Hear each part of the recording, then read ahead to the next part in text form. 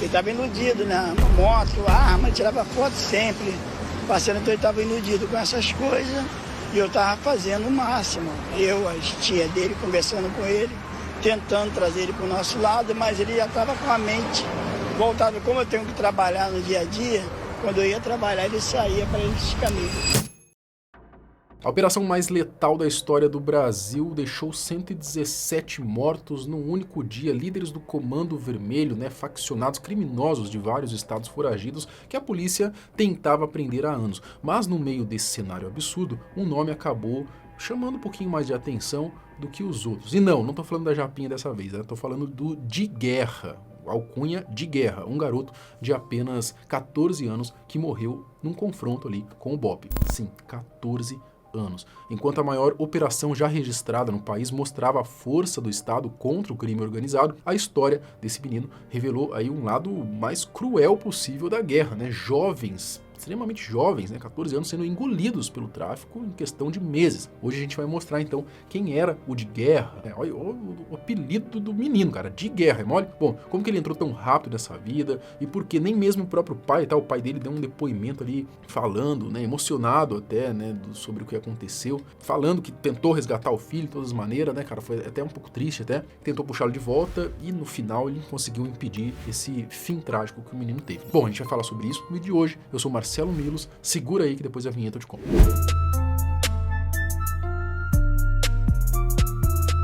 No início dessa semana, a Polícia Civil do Rio de Janeiro divulgou o perfil ali de 115 dos 117 suspeitos de integrar o crime organizado que morreram na Operação Contenção. Suspeitos é modo de dizer, porque a gente sabe que todos ali, sem exceção, eram integrados.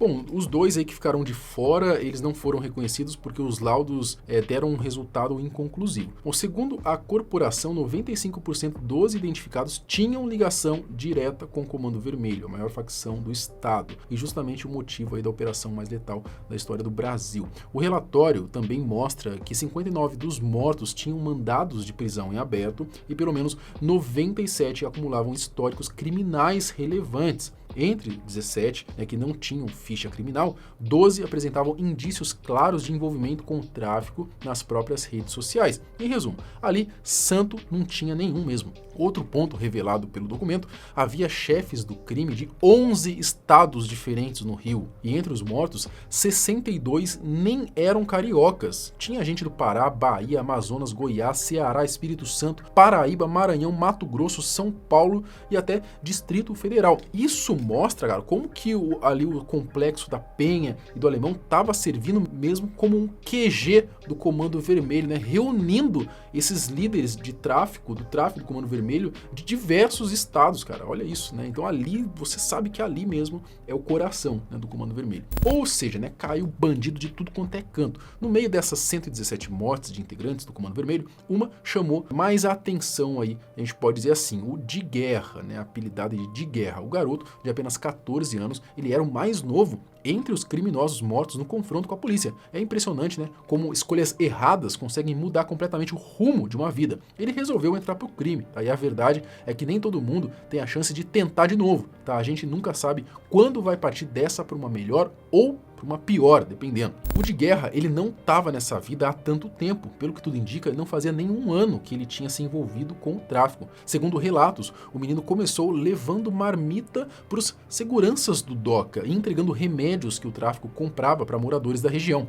Mas para dar o salto e começar a participar das partes mais perigosas foi questão de meses. De acordo com o próprio pai, que chegou a dar uma entrevista para a imprensa internacional, o garoto se encantou com aquela vida que esses criminosos ostentam. Motos caras, carros, dinheiro fácil, sensação de poder, armamento, enfim, Infelizmente isso acaba atraindo muitos jovens e quem vive nessas áreas sabe muito bem que os convites aí para entrar no crime aparecem todos os dias. É claro que vai aí da decisão de cada um, O que ninguém conta é que na maioria das vezes essa história só termina de duas formas, ou uma prisão ou uma morte. Eu não sabia.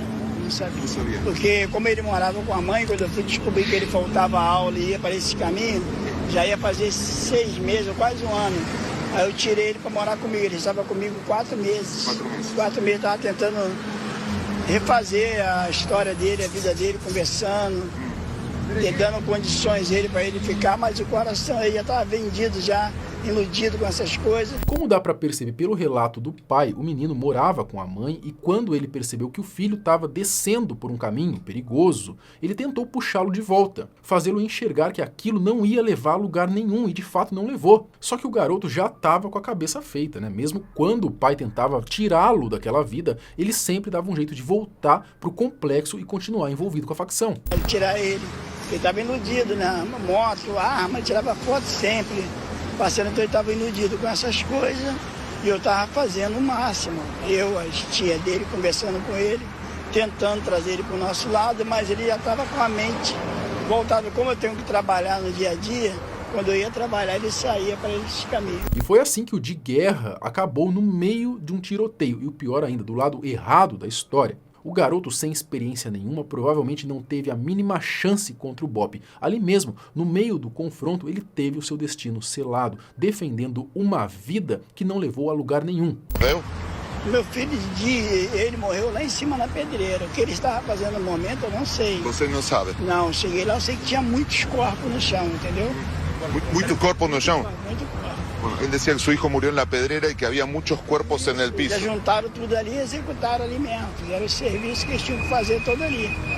Outro ponto a se destacar é que na lista divulgada dos mortos é dito ali, né, tá escrito inclusive, tá, que ele possuía uma investigação análogo ao crime de estupro de vulnerável. Só por aí já mostra que essa forminha do capeta não era só um menino inocente que foi seduzido pela vida fácil. É duro ver que o pai, né, realmente tentou salvar o filho, mas o próprio garoto ele não quis ajuda, preferiu seguir o caminho do crime, né. E tem outra coisa que acaba pesando nesses casos, né, no fim das contas o moleque tinha 14 anos de idade, né? Nessa idade é claro que a gente faz besteira, erra sem pensar, né? Só que as besteiras que a gente faz é o quê, né? É ir numa baladinha, teen e beber, encher a cara, arrumar uma confusão num bar, sabe? Não sei. É esse tipo de besteira que adolescente faz e não entrar para uma facção. Será que ele poderia ter se tornado outra pessoa, repensado? Não tem como saber de verdade, né? Mas o fato é que ele estava nessa vida aí quando tudo aconteceu, né? Quando o confronto aconteceu. E se ele não mudasse? E se ele permanecesse no crime, virasse um líder, um braço forte do CV e acabasse causando sofrimento de inúmeras famílias inocentes no futuro? Isso é um lado que tem que ser dito também. Quantas vidas, o pessoal, ainda mais pessoal ali do outro lado, né, do outro lado aqui, né, eu tô o vídeo ele é espelhado, então do outro lado aí, o pessoal mais da esquerda, esse pessoal mais dos direitos humanos, eles ficam ali, 117 mortos, as mães sofrendo, mas vocês têm que parar para pensar também em quantas vidas inocentes foram salvas no futuro. Já parou para pensar sobre isso? Em quantas mães de inocentes, de trabalhadores, não vão chorar no futuro por conta dessa operação? Então olha só, pensa por esse lado também, né? Bom, eu prefiro olhar para a realidade de agora, tá? E a realidade é que ele estava do lado do crime, num confronto com policiais que estavam fazendo o trabalho deles e acabou morrendo. Meu sentimento maior é pelo pai, tá? Um cara que tentou, que viu o filho escorregar por entre os dedos e no fim perdeu a batalha e perdeu o filho. Mas aí, o que você acha sobre isso, né? Sobre um moleque de 14 anos, né? Escolhendo esse caminho da criminalidade. Comenta aqui embaixo, até o próximo vídeo. Tchau.